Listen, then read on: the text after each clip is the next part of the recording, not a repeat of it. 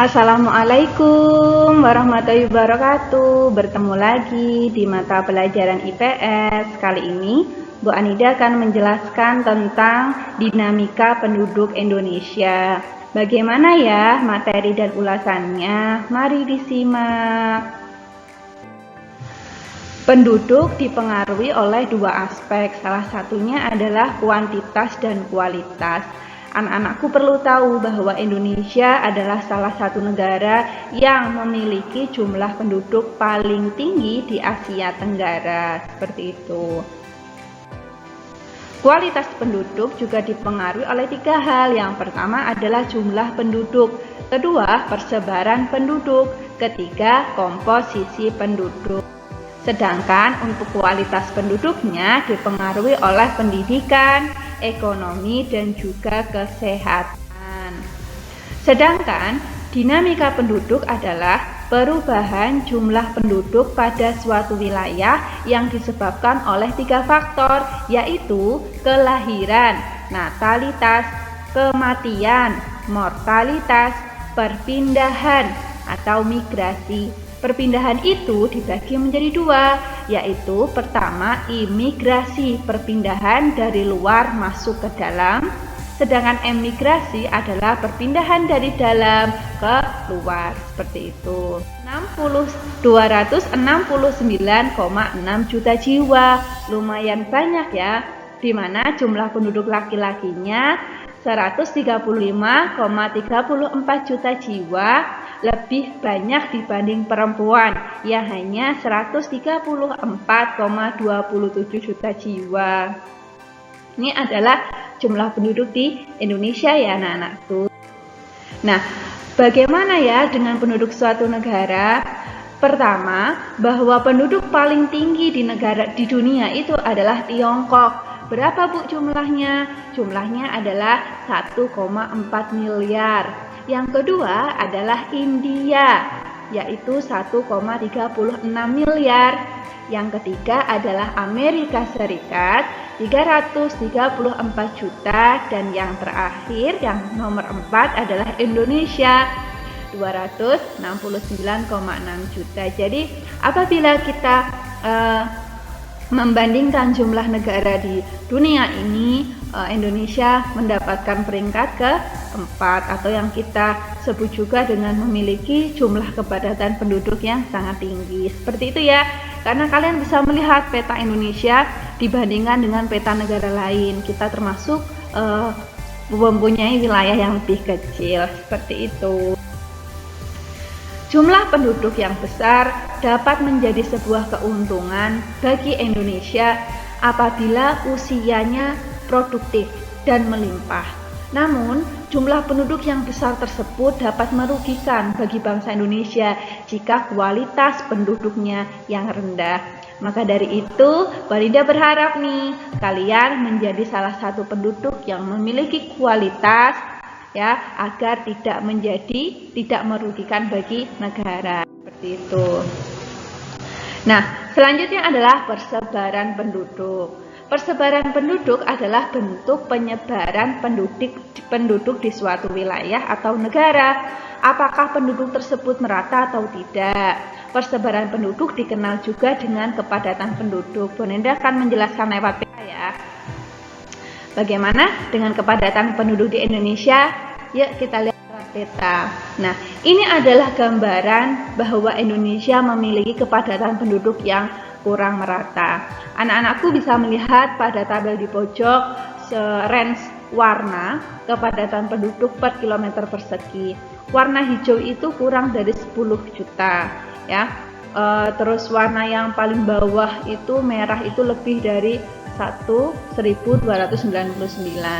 Nah, anak-anakku pasti sudah tahu bahwa di Indonesia memiliki jumlah kepadatan penduduk yang paling tinggi itu ada di Pulau Jawa, yang warnanya agak orange itu ya.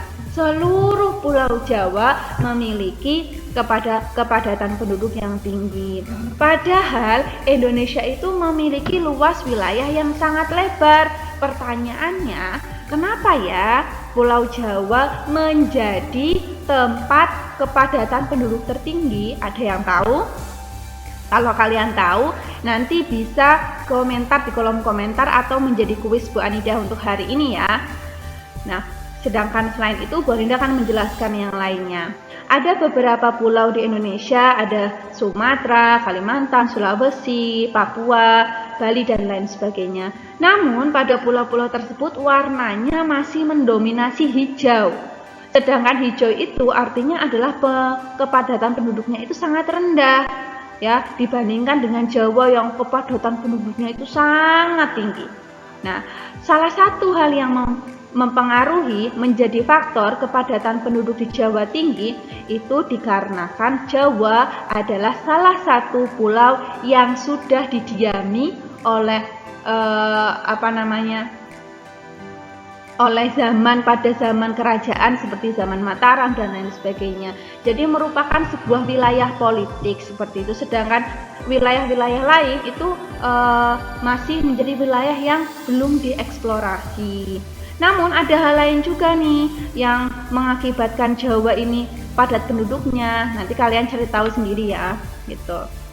Dampak dari kepadatan penduduk yang tidak merata membuat Indonesia memiliki fasilitas yang juga belum merata. Kita bisa menggunakan kereta api, kita bisa menggunakan pesawat dan lain sebagainya. Namun pada beberapa pulau lain belum tentu bisa menggunakan pesawat, bisa menggunakan kereta api karena apa? Keterbatasan dan juga jumlah penduduk yang di sana belum merata. Banyak sekali dampak dari tidak ratanya kepadatan penduduk. Dan selain itu juga ada program dari pemerintah agar banyaknya penduduk ini dapat dipindah ke beberapa wilayah lainnya. Salah satunya adalah dengan program transmigrasi, perpindahan penduduk dari satu pulau ke pulau yang lainnya. Oke, lanjut ya. Komposisi penduduk. Komposisi penduduk adalah pengelompokan penduduk berdasarkan usia, jenis kelamin, pendidikan, agama, pekerjaan, dan lain-lain. Tapi kali ini Bu Anida akan menjelaskannya hanya berdasarkan usia. Untuk berdasarkan yang lainnya akan Bu Anida sambung pada materi selanjutnya yang juga berhubungan dengan kependudukan. Nah, berdasarkan usia dibagi menjadi 3, 1, 2, dan 3. Yang pertama adalah 0 sampai 14 tahun atau disebut dengan penduduk usia belum produktif. Dan yang kedua adalah 15 sampai 64 tahun disebut dengan penduduk usia produktif. Dan yang ketiga adalah 65 ke atas disebut dengan penduduk usia tidak produktif. Nah, begitu anak-anakku. Selain itu ada piramida penduduknya nih. Bu Anida akan menjelaskan piramida yang pertama. Piramida pertama itu adalah piramida usia muda atau ekspansif, di mana usia muda itu jumlahnya lebih banyak daripada usia tua, yang artinya adalah kelahiran lebih banyak daripada kematian, seperti itu. Ini biasanya berada pada negara berkembang seperti Indonesia, terus Thailand, Singapura, Malaysia, dan lain sebagainya. Sedangkan yang piramida kedua itu disebut dengan piramida usia tua atau konstruktif, yang artinya adalah usia tua jumlahnya lebih banyak dari usia muda, yang artinya juga kelahiran itu lebih kecil dan kematian juga lebih kecil, seperti itu. Nah, ini biasanya berada pada negara yang lebih maju seperti Jepang, seperti itu. Dan yang ketiga adalah piramida usia merata, jadi kelahirannya dan kematiannya itu seimbang, seperti itu. Nah, ini biasanya dipengaruhi oleh tingkat kesehatan yang bagus pada negara tersebut, dan ini berada pada negara maju seperti Amerika Serikat. Begitu anak-anakku, materi kita hari ini cukup simpel karena akan Bu Anida sambung dengan materi kependudukan di minggu depan. Ya, salam dari Bu Anida, salam rindu, salam kangen, dan kita lanjut di grup ya. Sekian dari Bu Anida, wassalamualaikum warahmatullahi wabarakatuh.